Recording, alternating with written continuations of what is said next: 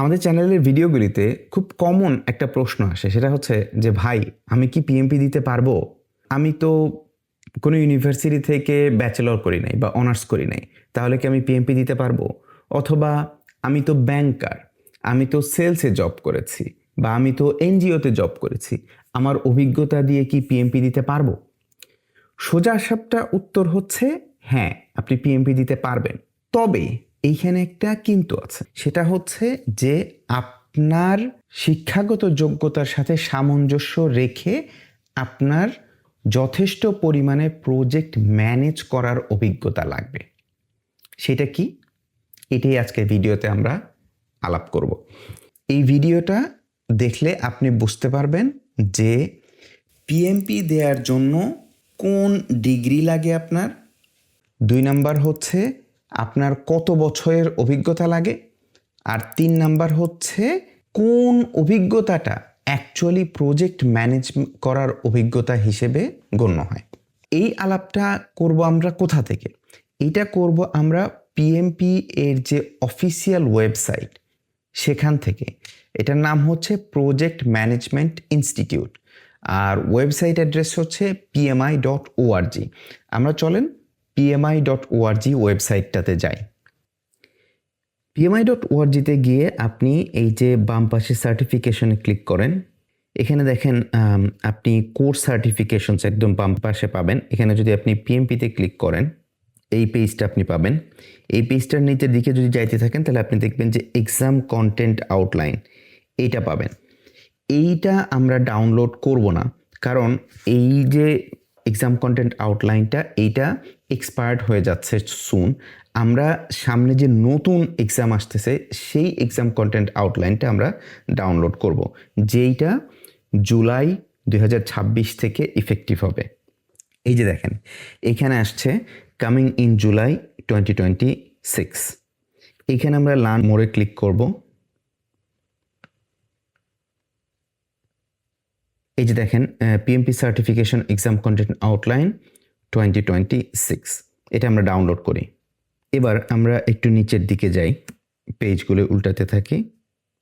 Table of কন্টেন্টসে দেখেন উপর দিক থেকে আস্তে আস্তে নিচের দিকে পড়লে আপনি যে দেখেন পেজ 13-এ যদি আপনি চেক করেন, আপনি দেখেন এখানে বলছে যে এইখানে আপনার পিএমপি এলিজিবিলিটি রিকোয়ারমেন্টস আছে। চলে আমরা পেজ 13-এ চলে যাই। পেজ 13-এ চলে আসছি। এখানে আসছে পিএমপি সার্টিফিকেশন এলিজিবিলিটি রিকোয়ারমেন্টস। আচ্ছা চলেন এটা আমরা একসাথে পড়ি, এবং এটার মাধ্যমে আপনিও বুঝতে পারবেন যে ফিউচারে কিভাবে পরীক্ষা আবারও যদি চেঞ্জ হয় 2-4 বছর পরে গিয়ে, তখন আপনার কিভাবে এটা পড়বেন সেটা যেন আপনি বুঝতে পারেন। এখন বলতেছে PMP certification holders are expected to have a robust background which includes academic and commercial training as well as professional experience working as a project practitioner। কি বলতেছে? 3টা জিনিস। একটা হচ্ছে একাডেমিক, 2 নম্বর হচ্ছে কমার্শিয়াল ট্রেনিং, 3 নম্বর হচ্ছে প্রফেশনাল এক্সপেরিয়েন্স। একাডেমিকটা নিয়ে আজকে আমরা কথা বলবো, এরপরে প্রফেশনাল এক্সপেরিয়েন্স নিয়ে আমরা কথা বলবো। মাঝখানে যেটা আছে কমার্শিয়াল ট্রেনিং, এটা নিয়ে আমরা আপাতত খুব একটা ডিসকাস করবো না। এটা হচ্ছে 35 ঘন্টার একটা ট্রেনিং। এটা আপনার যদি বাকি 2টা থাকে তাহলে আপনি ইজিলি এই 35 ঘন্টার ট্রেনিংটা করে ফেলতে পারবেন, সুতরাং সমস্যা নেই। মূল সমস্যাটা হয় হচ্ছে এই 2 জায়গাতে, আপনার একাডেমিক কোয়ালিফিকেশন আর প্রফেশনাল এক্সপেরিয়েন্স। আচ্ছা, candidates for the PMP certification must apply to gain eligibility to take the PMP certification exam। মানে ফাইনাল এলিজিবল হওয়ার জন্য আপনাকে অ্যাপ্লিকেশনটা সাবমিট করতে হবে। আচ্ছা, to be eligible for the PMP certification you must meet one of the educational and professional experience paths listed below। তার মানে দেখেন এখানে বলতেছে যে অনেকগুলা পাথ আছে, 1টা 2টা 3টা 4টা পাথ আছে, তাই না? এই যে কোনো একটা পাথ আপনাকে মিট করতে হবে। সো এখানে লেখা আছে দেখেন one of the educational and professional experience paths listed. All project management experience must have been accrued within last 10 years in a professional setting prior to your application submission। আচ্ছা, এইবার বলতেছে যে এই যে আপনি প্রফেশনাল এক্সপেরিয়েন্সটা এখানে ইনক্লুড করতেছেন, এইটা গত 10 বছরের মধ্যে হইতে হবে, এর আগের হইলে হবে না। লাইক আপনার 20 বছর আগে আপনার প্রজেক্ট ম্যানেজ করার এক্সপিরিয়েন্স আছে, সেইটা আপনার এখানে কাউন্ট হবে না। এবার আসেন আমরা প্রথম পার্টটা দেখি, এডুকেশনাল ব্যাকগ্রাউন্ড কতটুকু লাগবে। বলতেছে যে completion of upper secondary or secondary school, for example high school diploma, GED type secondary equivalency, upper secondary or school living certificate mapped to EQF level 4 or ISCED 3-4 or the national framework level for upper secondary completion. সোজা কথা, বাংলাদেশের হিসাবে আপনার যদি HSC certificate থাকে তাহলে আপনি এই পাথের জন্য এলিজিবল। এই বাকি যেগুলো দেখতে পারতেছেন এগুলো মোর লাইক আপনার ইউরোপিয়ান এবং আমেরিকান একাডেমিক স্ট্যান্ডার্ড অনুসারে লেখা। সো সোজা বাংলা কথায় আপনার HSC।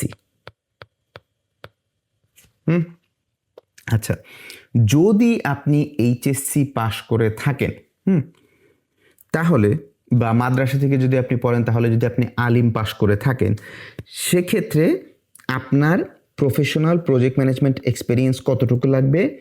মিনিমাম 60 মান্থস, মানে হচ্ছে 5 ইয়ার্স আর কি। Non overlapping experience leading projects in past 10 years. Non overlapping মানে হচ্ছে, এটা নিয়ে আমরা একটু পরে কথা বলবো। ধরেন 2টা প্রজেক্ট আপনি 6 মাসের মধ্যে 2টা প্রজেক্ট ম্যানেজ করছেন, আপনার ওভারঅল এক্সপিরিয়েন্স অ্যাকচুয়ালি 6 মাস হবে। কিন্তু আপনি যদি 2টা প্রজেক্ট, একটা প্রজেক্ট প্রথম 6 মাসে ম্যানেজ করছেন, পরের প্রজেক্ট পরবর্তী 6 মাসে ম্যানেজ করছেন, তাহলে আপনার এক্সপিরিয়েন্স হবে হচ্ছে 12 মাসের। এটা নিয়ে সামনে আমরা বিস্তারিত কথা বলবো। আচ্ছা, এক্সপিরিয়েন্সটা কিসের জন্য লাগবে? লিডিং প্রজেক্টস, এটা নিয়ে আমরা সামনে কথা বলবো।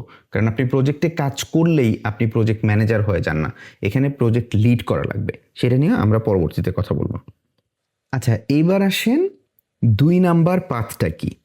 এটা হচ্ছে completion of recognized associate's level higher certificate or advanced technical or vocational program mapped to EQF level 5, ICED 5 or national framework level designed as post-secondary or short cycle tertiary.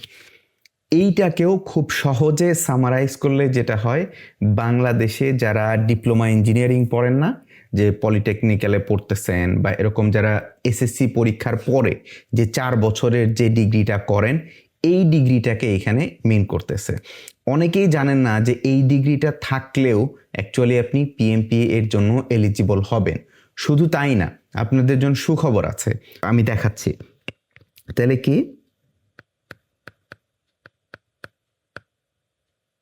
বা vocational.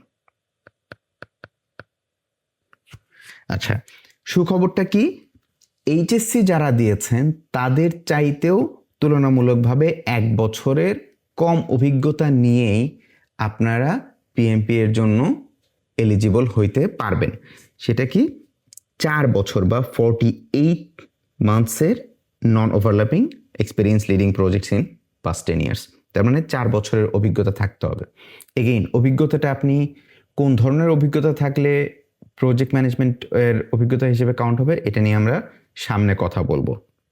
এইবার 3 নম্বরে আসে, এটা হচ্ছে মোস্ট কমন কেস। সেটা কি, bachelor's degree or higher. আপনার honours করছেন বা মাস্টার্স করছেন বা এমনকি আপনি PhD করেছেন from an recognized or authorized institutions like any authorized university or an advanced professional or vocational qualification that is formally mapped to EQF level 6 or national framework level design, etc. etc. So সোজা বাংলা কথায় honours বা এর চাইতে higher, master's, PhD, whichever degree, এইটা যদি আপনার থেকে থাকে তাহলে আপনার এক্সপিরিয়েন্স লাগবে হচ্ছে 36 মান্থস বা 3 বছরের প্রজেক্ট ম্যানেজমেন্ট এক্সপিরিয়েন্স।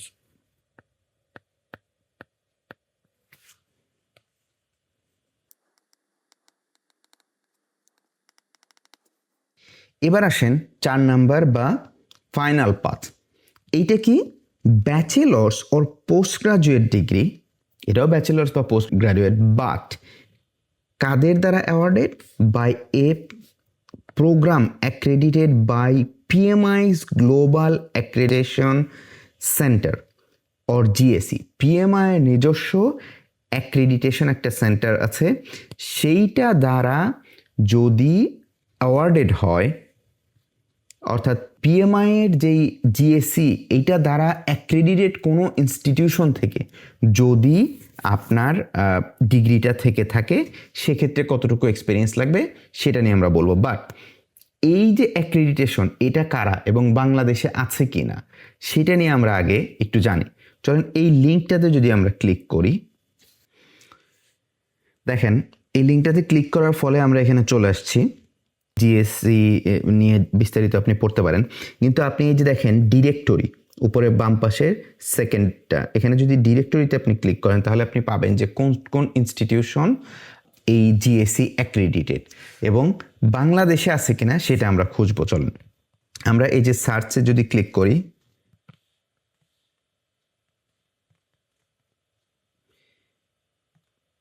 সার্চ দিলাম,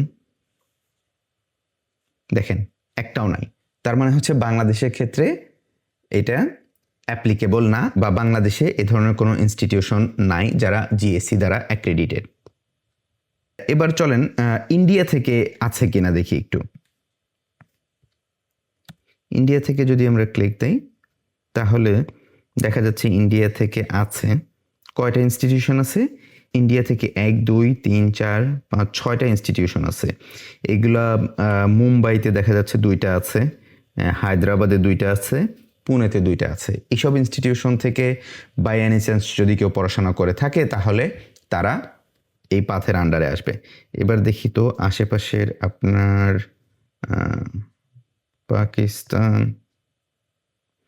পাকিস্তান থেকে একটা ইনস্টিটিউট আছে, দেখি তো নেপাল থেকে আছে কিনা।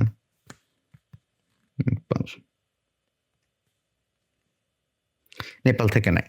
সো চলেন আমরা আমাদের এক্সাম কন্টেন্ট আউটলাইনে ফিরে যাই। তার মানে হচ্ছে যে এই ধরনের কোনো ইনস্টিটিউশন থেকে আপনারা যদি কেউ আপনাদের ব্যাচেলর বা মাস্টার্স ডিগ্রি নিয়ে থাকেন তাহলে আপনার অভিজ্ঞতা আরও কম লাগবে। সেটা কতটুকু? 24 মান্থস বা 2 ইয়ার্সের এক্সপিরিয়েন্স লাগবে। সো এই 4টা পাথের যে কোনো একটা পাথের মধ্য দিয়ে আপনি নিজেকে পিএমপি এলিজিবল হিসেবে প্রমাণ করতে পারেন এবং পিএমপি পরীক্ষা দিতে পারেন। এখন চলেন আমরা একটু সামারাইজ করি। 1 নাম্বার হচ্ছে আপনার যদি এইচএসসি পরীক্ষার সার্টিফিকেট থাকে তাহলে আপনার 5 বছরের অভিজ্ঞতা লাগবে। 2 নাম্বার পার্টটা হচ্ছে আপনি যদি ডিপ্লোমা বা ভোকেশনালে পড়ে থাকেন, যেমন diploma engineering, civil, electrical, mechanical, এগুলো যে কোনোটাতে যদি আপনি পড়াশোনা করে থাকেন তাহলে আপনার অভিজ্ঞতা লাগবে কত? 4 বছরের। 3 নাম্বার হচ্ছে আপনি যদি অনার্স বা ব্যাচেলর বা মাস্টার্স বা পিএইচডি যে কোনো কিছু করে থাকেন, অনার্স থেকে শুরু করে এর উপরের লেভেলের যে কোনো সার্টিফিকেট যদি আপনার থাকে সেক্ষেত্রে আপনার এক্সপিরিয়েন্স লাগবে 3 বছরের।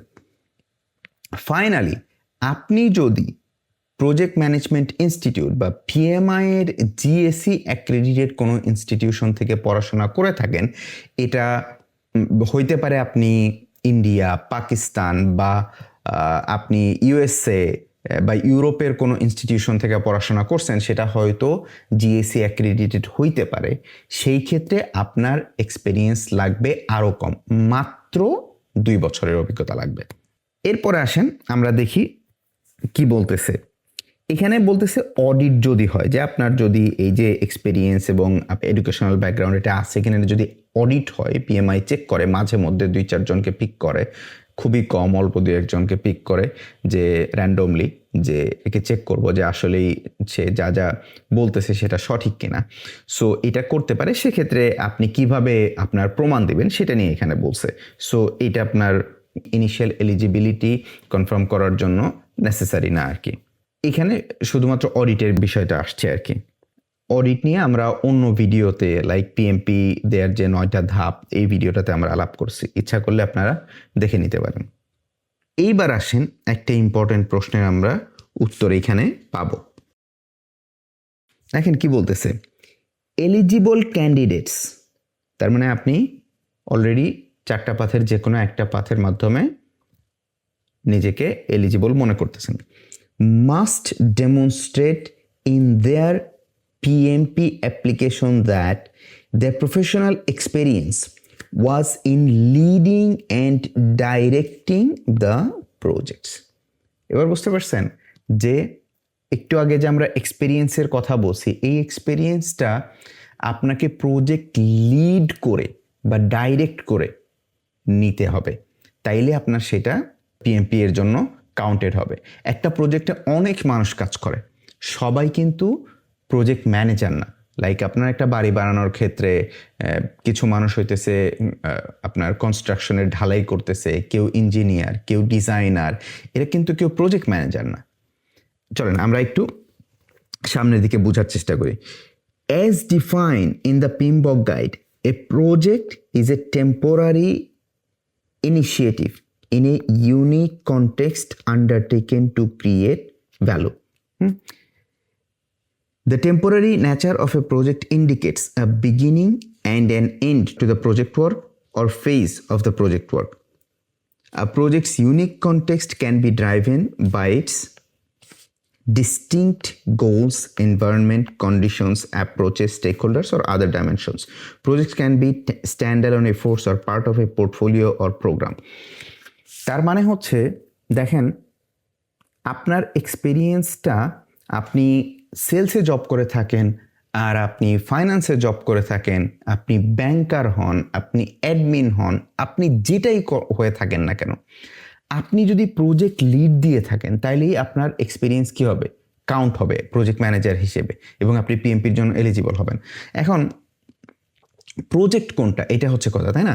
এখন আপনি ব্যাংকার হইলে কি আপনি প্রজেক্ট ম্যানেজ করেন না? হ্যাঁ করেন। হয়তো আপনি একটা লোন অরিজিনেশন সিস্টেম বানাইছেন, যে একটা সফটওয়্যার যেটার মাধ্যমে অনলাইনে লোন অ্যাপ্লাই করা যায় এবং অনলাইনের মাধ্যমে প্রসেসিং হয়, আপনার যিনি লোন অ্যাপ্লাই করতেছেন তাকে ইভ্যালুয়েট করা হয়, ওভারঅল একটা সিস্টেম কি দাঁড় করানো হয়েছে। এখন এই ধরনের একটা প্রজেক্ট আপনি ম্যানেজ করছেন, আপনি লিড করছেন, আপনার আন্ডারে কাজটা হয়েছে, আপনি প্ল্যান করছেন, আপনি এক্সিকিউশন মনিটর করছেন, হ্যাঁ আপনি সমস্যা হলে সেগুলোকে ফিক্স করছেন।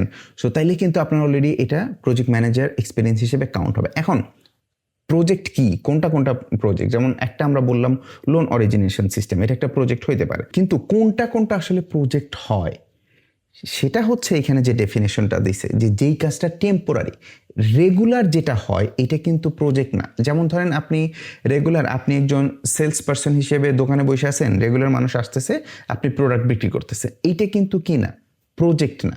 কিন্তু আপনি ধরেন একটা নতুন দোকান ওপেন করতেছেন, এইটা কি একটা প্রজেক্ট। আপনি ধরেন একটা কনস্ট্রাকশন কোম্পানিতে চাকরি করেন, নতুন আপনি যে বিল্ডিংটা করতেছেন এটা একটা প্রজেক্ট, কিন্তু এক্সিস্টিং বিল্ডিংগুলোর যে মেইনটেনেন্স আছে এগুলো কিন্তু কি না, প্রজেক্ট না। কেন? কারণ এগুলো আপনার রেগুলার কন্টিনিউয়াসলি চলতেছে, কিন্তু যেই নতুন বিল্ডিংটা করতেছেন এটা কিন্তু টেম্পোরারি, এটা একটা শুরু আছে, যে আপনি বাজেটটা যে দিয়ে তারপরে হইতেছে আপনি ফাউন্ডেশন দিয়ে আপনি প্রজেক্ট শুরু করলেন, যখন বিল্ডিংয়ের ফাইনাল পলিশিং সব কিছু শেষ, তখন কিন্তু এই প্রজেক্টটা আপনার কি এন্ড হয়ে যায়। সো প্রজেক্ট কোনটা, টেম্পোরারি হবে। দ্বিতীয়ত হচ্ছে কি, যে এটা ইউনিক কনটেক্সটে হবে। হইতে পারে যে বিল্ডিং আপনি বানাচ্ছেন বাট আপনার নতুন আরেকজন ক্লায়েন্টের জন্য বানাচ্ছেন, সেম কাজই, বাট সেক্ষেত্রে যেহেতু নতুন ক্লায়েন্টের জন্য বানানো হচ্ছে এই জন্য কি এটা ইউনিক। এরপরে এটা কি, এটার মাধ্যমে আপনি ক্লায়েন্টের জন্য ভ্যালু ডেলিভারি করতেছেন। সো এই ডেফিনেশনের আন্ডারে যা পড়ে, এর মধ্যে যে কোনো কাজ যদি আপনি লিড দিয়ে থাকেন তাহলেই আপনার এই এক্সপিরিয়েন্স কী হবে, কাউন্টেড হবে। প্রজেক্ট লিডিং বলতে কি বোঝায় এই জায়গাটা, বা প্রজেক্ট ম্যানেজ করা বলতে কি বোঝায় এই জায়গাটা আরেকটু ক্লিয়ার করে দেই। সেটা হচ্ছে যে আপনি প্রজেক্ট ইনিশিয়েট করছেন কিনা, হ্যাঁ, এরপরে হচ্ছে আপনি প্ল্যানিং করছেন কিনা, প্ল্যান অনুসারে এটা এক্সিকিউশন হচ্ছে কিনা সেটা আপনি মনিটরিং করছেন কিনা, হ্যাঁ, এবং আপনি সেটা প্রপারলি ক্লোজ করছেন কিনা। এই কাজগুলো যদি আপনি করে থাকেন তাহলে আপনি আপনার এক্সপিরিয়েন্সটাকে প্রজেক্ট ম্যানেজার এক্সপিরিয়েন্স হিসেবে ইউজ করতে পারবেন। আচ্ছা, এরপরে এখানে বলতেছি কি কমার্শিয়াল ট্রেনিং রিকোয়ারমেন্টস, যেটা আমরা বলছি যে আজকে খুব একটা আমরা আলোচনা করব না। এটা হচ্ছে ওই যে 35 ঘন্টার যে এডুকেশনটা লাগে, এইটা সমস্যা না। আপনার যদি এডুকেশন একাডেমিক যে ডিগ্রি প্লাস আপনার এক্সপিরিয়েন্স যদি থেকে থাকে, এটা আপনি যে কোনো সময় নিয়ে নিতে পারবেন। এই আলোচনায় আমরা আজকে যাচ্ছি না। আচ্ছা, post secondary academic education in project management, এটা নিয়েও আমরা বিস্তারিত আলাপ করার খুব একটা দরকার নাই। আমরা এর চেয়ে ইম্পর্টেন্ট কিছু বিষয় আছে, সেটা নিয়ে আমরা আলাপ করবো। চলেন আমরা পরবর্তী পেজে যাই। দেখেন পেজ নাম্বার 15, এইখানে একটা সেকশন আছে যে how to record your experience and education on the application. এটা ইম্পর্টেন্ট। দেখেন, use the experience verification section of the online application to record your professional work experience leading and directing projects. আচ্ছা, একটু বলে রাখি যে PMP application form কিভাবে পূরণ করতে হয় সেটা নিয়ে আমাদের অন্য আরেকটা ভিডিও আছে। আপনি যদি বিস্তারিত জানতে চান, ওইখানে এক্সাম্পল সহ আমি বিস্তারিত আলাপ করেছি যে কিভাবে ওই ফর্মটা পূরণ করতে হয়। ওইখানে এই যে এক্সপিরিয়েন্স সেকশনটা কিভাবে পূরণ করতে হয় সেটা নিয়ে বিস্তারিত আলাপ করা আছে। আচ্ছা, experience does not necessarily have to be paid work. খুবই ইম্পর্টেন্ট। দেখেন, আপনার পেইড ওয়ার্ক না হইলেও হবে, যে আপনি চাকরি করছেন, আপনাকে টাকা দিছে, এই ধরনের কোনো এক্সপিরিয়েন্স না হইলেও চলবে।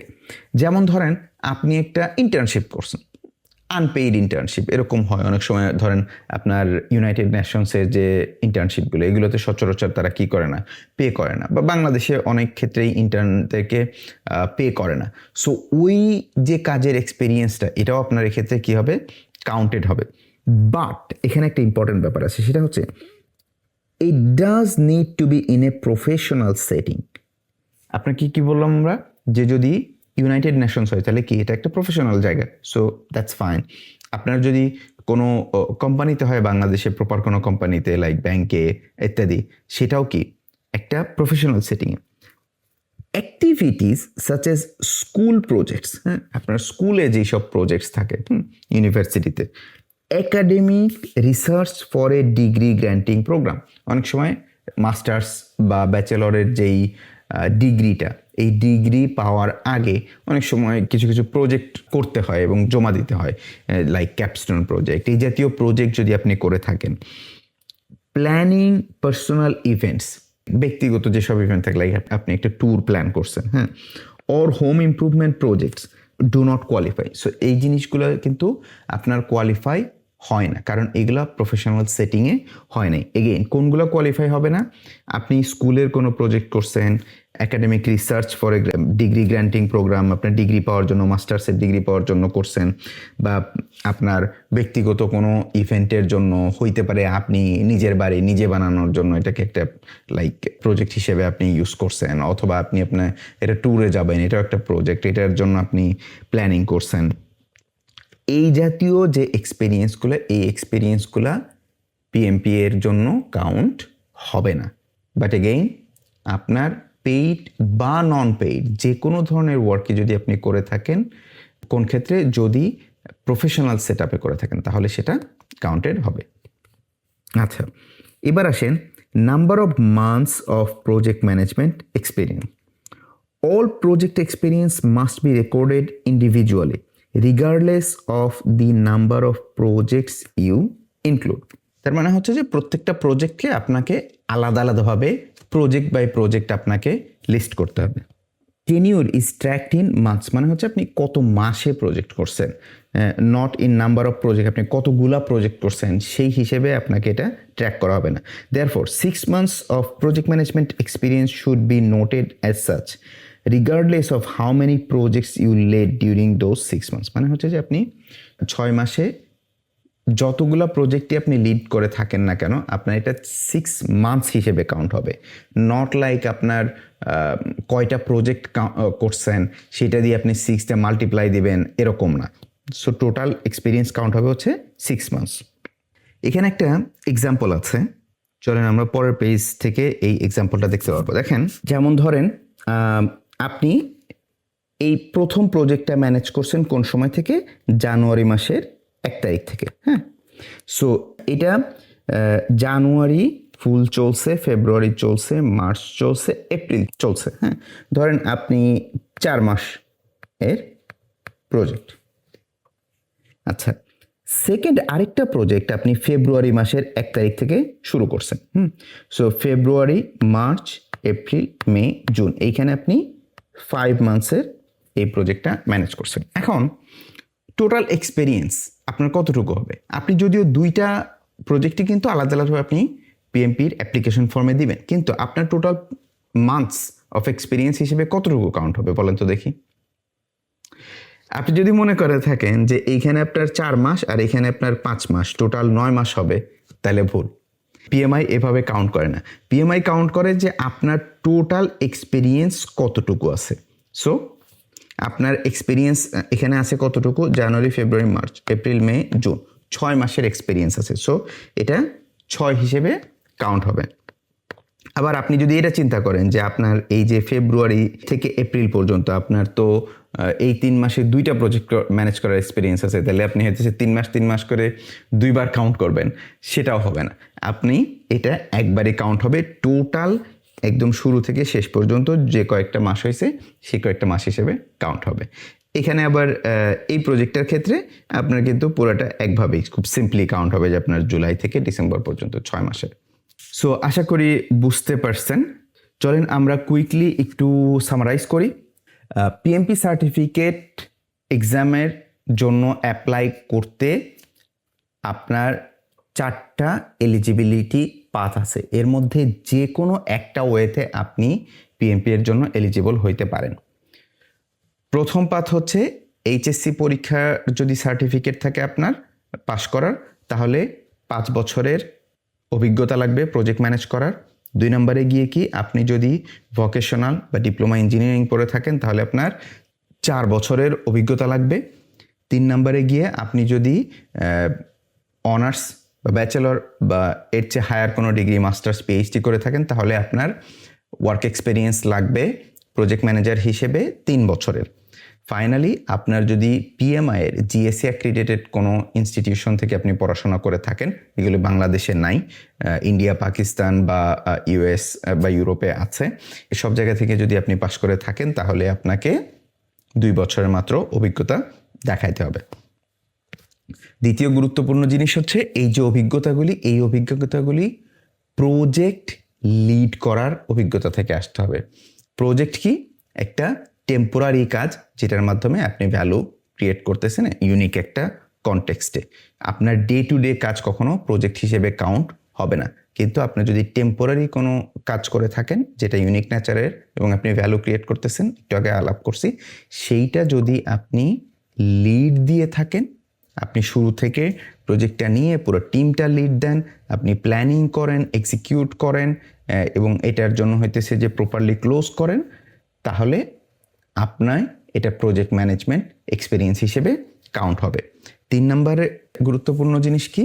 সেটা হচ্ছে আপনার প্রজেক্টের এক্সপিরিয়েন্স আপনি কিভাবে কাউন্ট করবেন। আপনার টোটাল কত মাসের এক্সপিরিয়েন্স আপনি সেই হিসেবে কাউন্ট করবেন। একই সাথে যদি আপনি 2টা প্রজেক্ট ম্যানেজ করে থাকেন তাহলে টোটাল অ্যামাউন্ট অফ টাইম একই থাকবে। মানে হচ্ছে যে আপনি জানুয়ারি থেকে মার্চ পর্যন্ত যদি 2টা প্রজেক্ট ম্যানেজ করে থাকেন তাহলে আপনার 3 মাসের এক্সপিরিয়েন্স কাউন্ট হবে। 2টার কারণে যে 3 3 6 হবে এরকম কিন্তু হবে না। সো এখন যদি আপনি আপনার কিভাবে পিএমপি ফর্ম পূরণ করবেন, এক্সপিরিয়েন্স সেকশন আপনি কিভাবে পূরণ করবেন সেটা নিয়ে যদি আপনি জানতে চান তাহলে আমাদের আরেকটা ভিডিও আছে, উপরের স্ক্রিনে আসবে, সেই ভিডিওটা আপনারা দেখে নিতে পারেন। আশা করি উপকৃত হবেন ইনশাআল্লাহ।